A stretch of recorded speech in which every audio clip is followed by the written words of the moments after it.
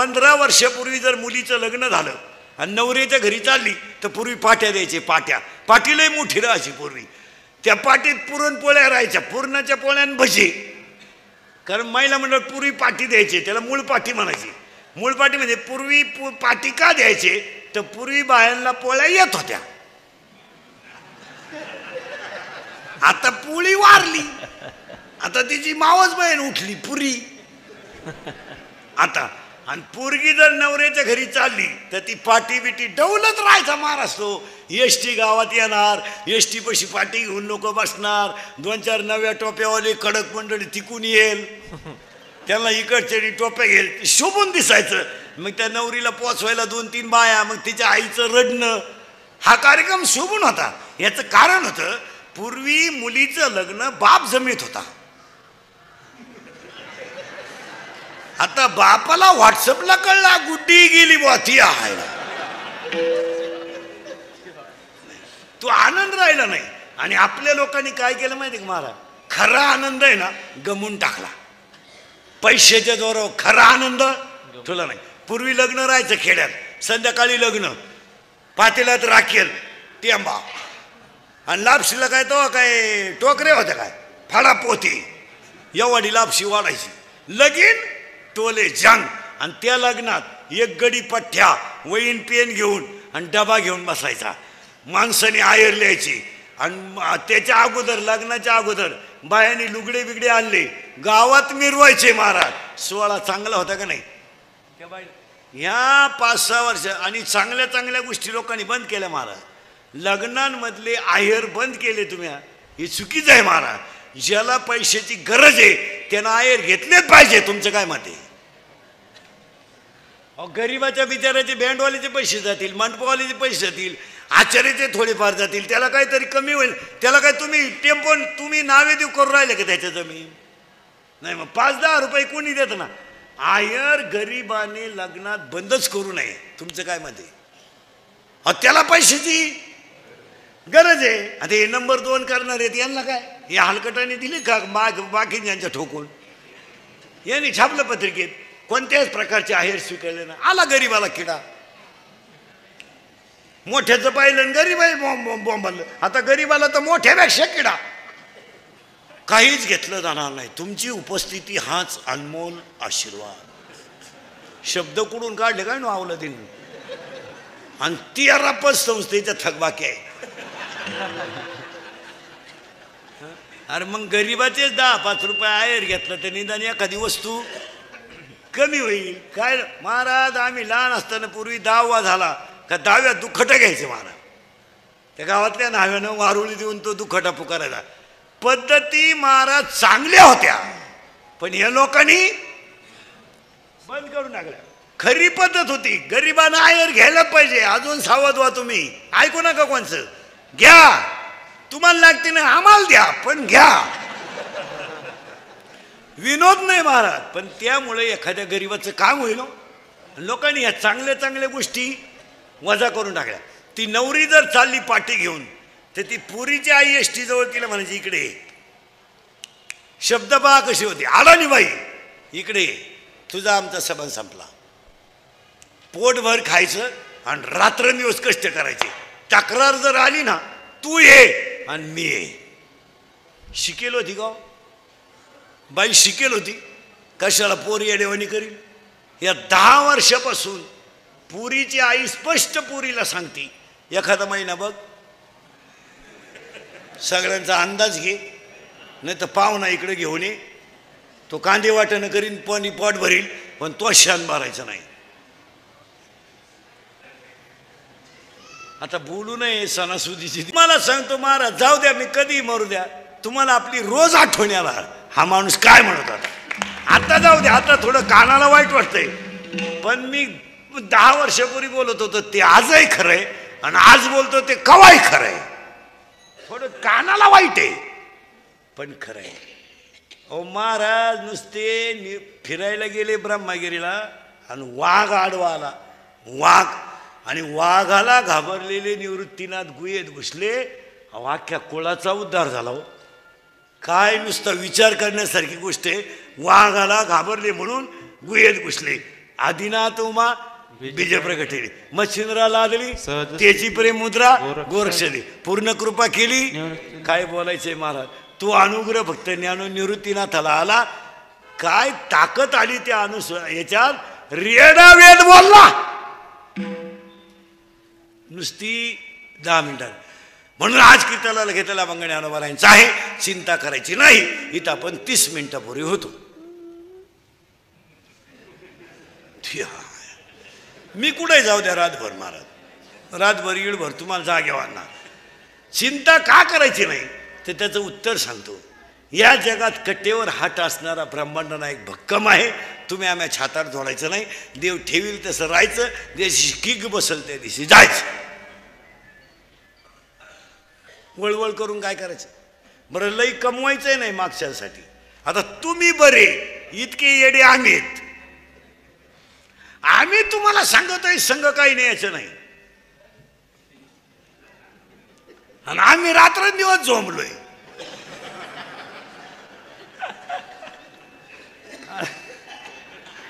अरे तुम्ही बरे निदान फक्त दिवसा कमी ते आम्हाला रात पुराण.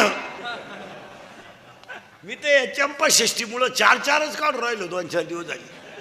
3-4 मी एक नाही करीत कधी. एक केलं आपल्याला झोप सुद्धा येत नाही.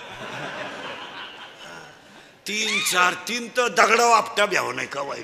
2-4 दिवस 4-4च काढली. महाराज अंतरातली शक्ती जागी झाल्याशिवाय बाहेरची क्रिया घडू शकत नाही. काय मध्ये फायनल. म्हणून कीर्तनाला घेतलेला मग ज्ञानोबरायांचा पहिला मुद्दा संपला. चिंता बिंता करायची नाही. दुसरा मुद्दा संपला.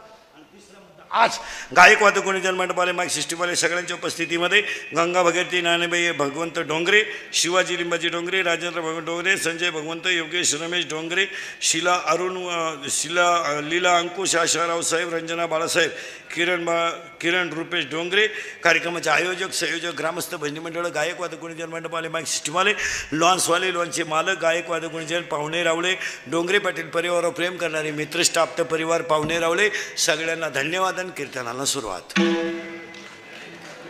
मग तुम्ही म्हणाला आत्तापर्यंत चाललं काय होतं. आत्तापर्यंत जे मार्मिक मुद्दे ध्यानात ठेवा. येतंय कसं एवढं पाठच करून जायचं. लक्ष्मी येते नारळाच्या पाण्यासारखी आणि जाते हत्तीच्या दिवसे.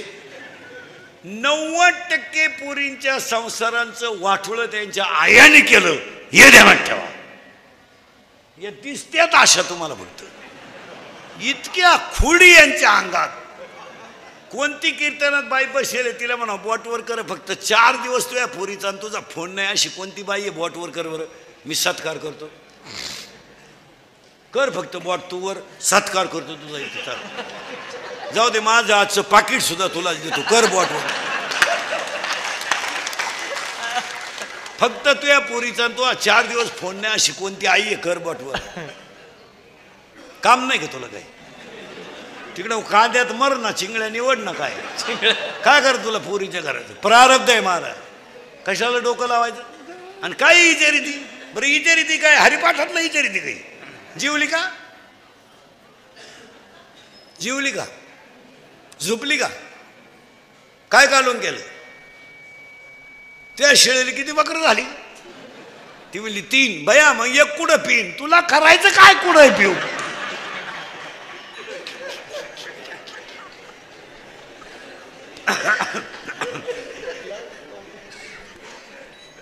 जर आजपासून महिला मंडळ पुरीच्या घरी डोकं लावलं. तू कशावय लिहून घे. यंदाची दिवाळी खात नाही तू. ले कशावय. महाराज हसण्याच्या गोष्टी नाही. कुटुंबाला संस्कार करण्याऐवजी लोकांनी कुसंस्कार केलेत.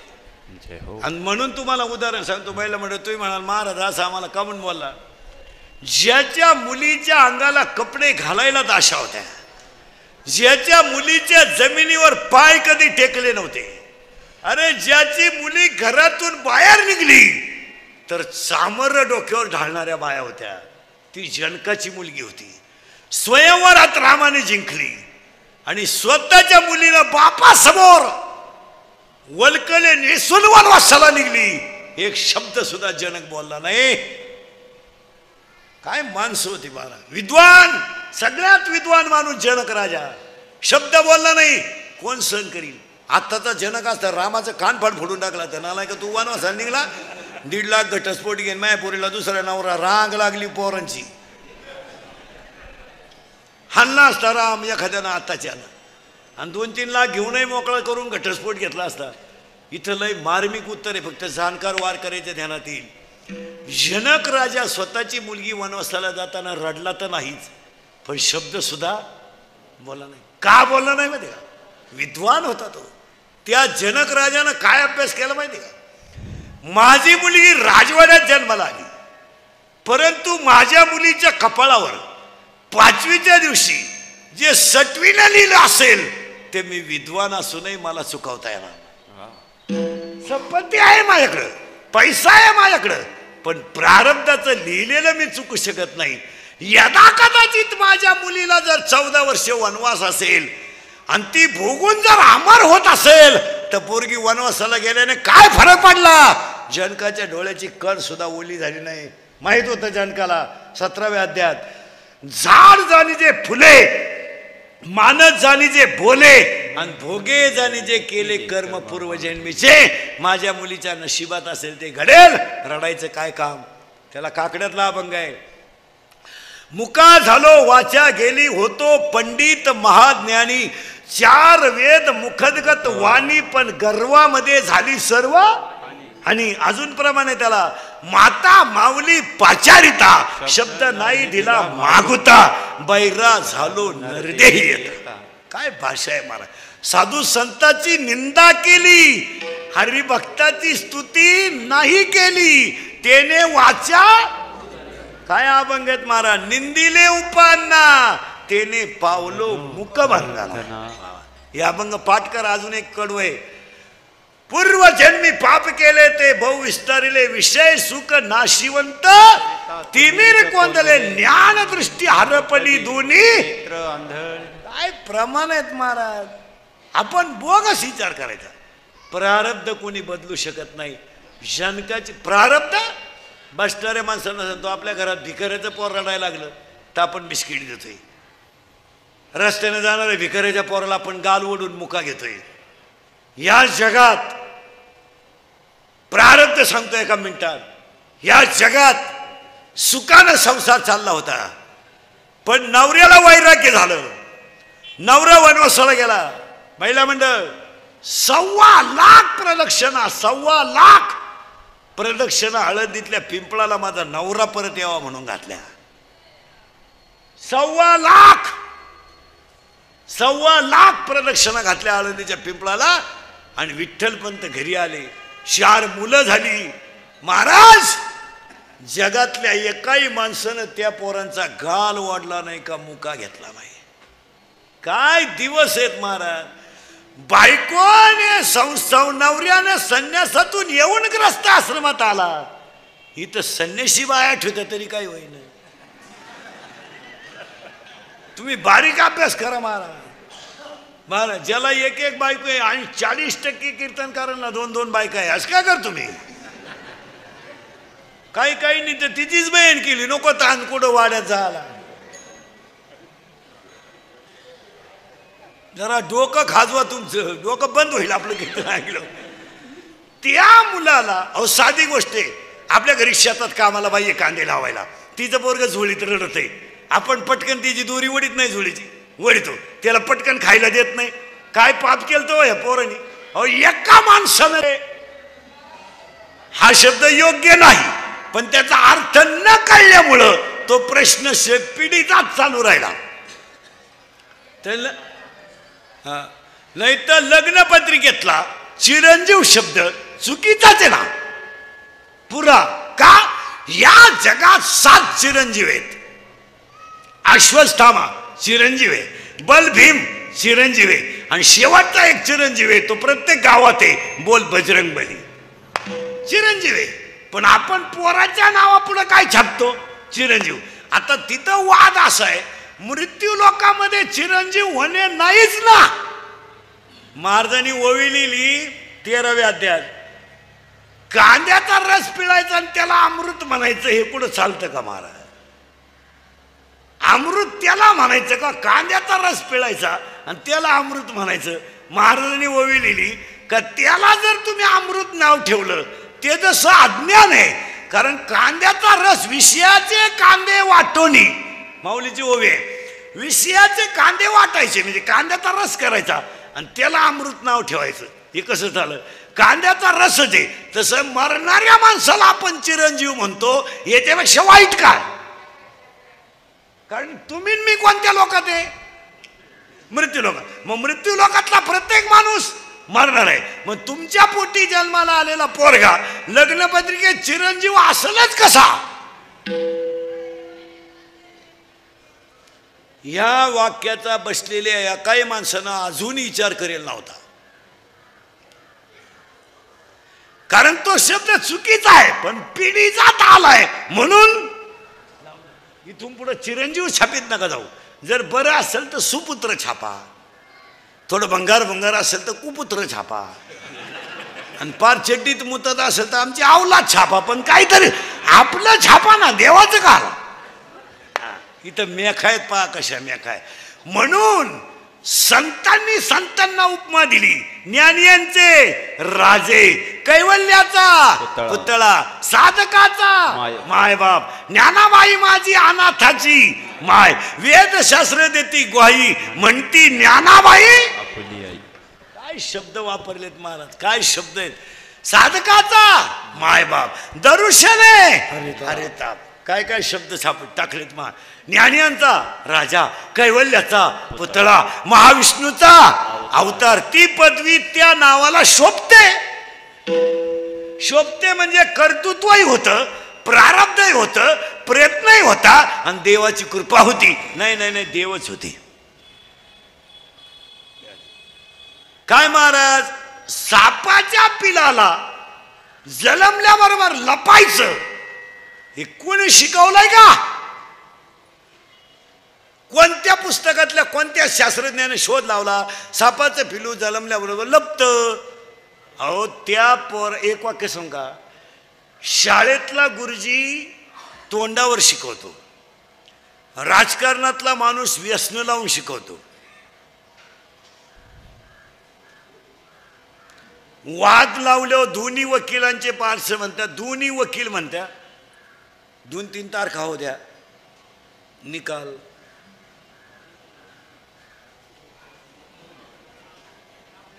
आपल्या बाजूला तुम्ही टेन्शन नका घेऊ, तुम्ही बघते राहिलेले तेवढे भरा आणि चालतं. थोडं काय 2-3 महिन्यानं काय फरक पडत नाही, आता आयुष्य गेलं. पण जय आपलाच आहे. बारीक अभ्यास करा मला. जय आपलाच आहे. सगळी लोक तुम्हाला बाहेर शिकवतात, देव पोटात शिकवतो. डोकंच बंद होईल तुमचं. सगळी लोक तुम्हाला बाहेर 15 वर्ष जगातल्या का त्यांचा असा गाल ओढला नाही, का टपकन मुका घेतला नाही, का त्यांच्या पाठीवरून कधी. अहो मी म्हणतो हात फिरवायचं जाऊ द्या, नीट बोलले सुद्धा नाही. मी म्हणतो बोलायचंय जाऊ द्या. महाराज आणण्यासाठी तर पडले, पण ह्याच लोकांनी त्यांना भाकर नाही दिली. काय बोलायचे, उलट्या शिव्या दिल्या आणि झोळी शेण टाकलं. त्यातली 4 मुलं, ती 4 मुलं जगाच्या इतिहासातली 4 रत्न ठरली. काय बोलायचंय महाराज. एक ठरला सदाशिवाचा अवतार, एक ठरला विष्णूचा अवतार, एक ठरला ब्रह्माचा अवतार आणि एक ठरला आदिशक्ती.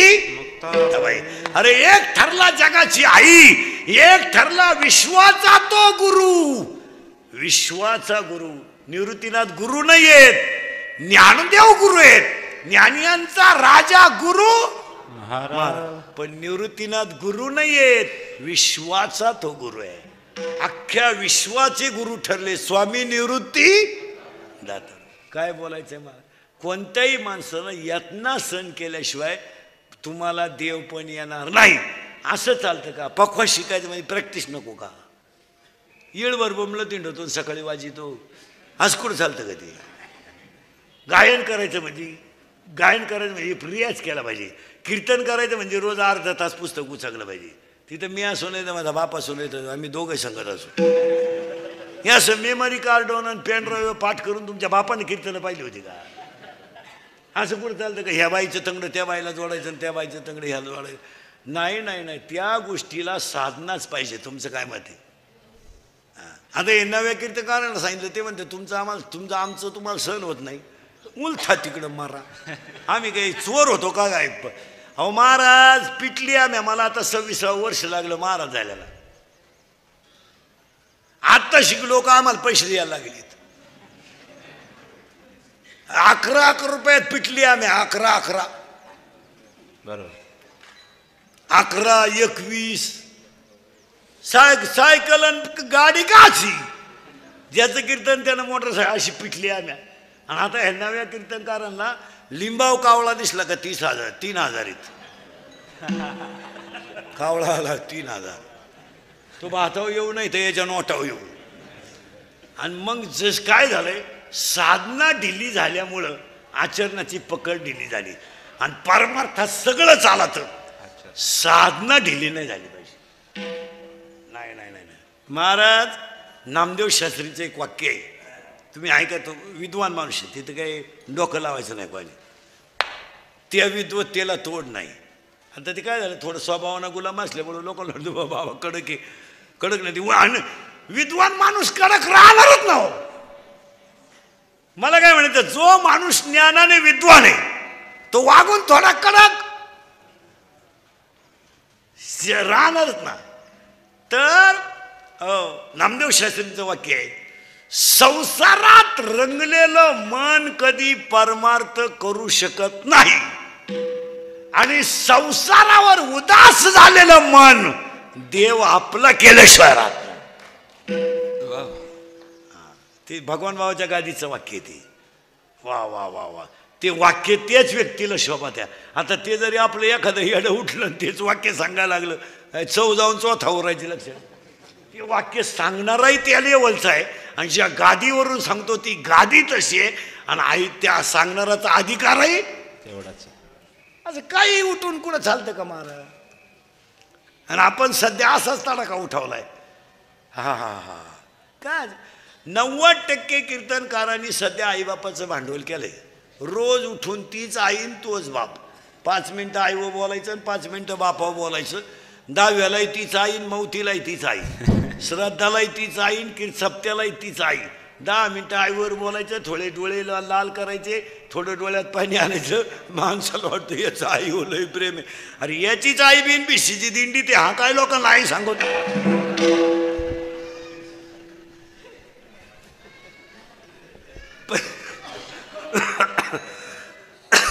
पण झाली काय महाराज, खऱ्याची मिली. इंद्रिकर मरण ना महाराज, मरण नाही अजून 5-25 वर्ष. पण तू